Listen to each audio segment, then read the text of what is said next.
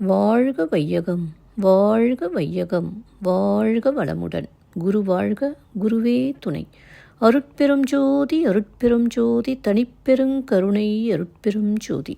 எல்லா உயிர்களும் இன்புற்று வாழ்க, வள்ளல் மலரடி வாழ்க வாழ்க. வாழ்க வளமுடன்.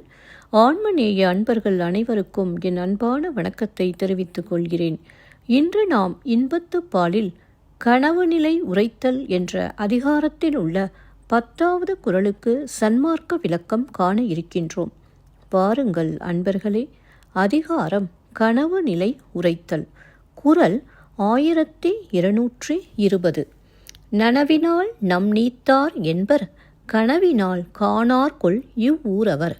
நனவினால் நம் நீத்தார் என்பர், கனவினால் காணார்கொல் இவ்வூரவர்.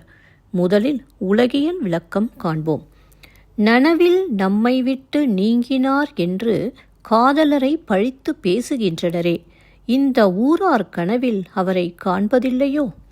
இப்பொழுது சன்மார்க்க விளக்கத்தை காண்போம்.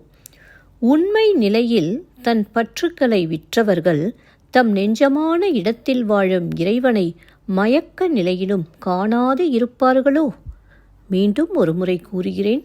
உண்மை நிலையில் தன் பற்றுகளை விட்டவர்கள் தம் நெஞ்சமான இடத்தில் வாழும் இறைவனை மயக்க நிலையிலும் காணாது இருப்பார்களோ? நன்றி அன்பர்களே.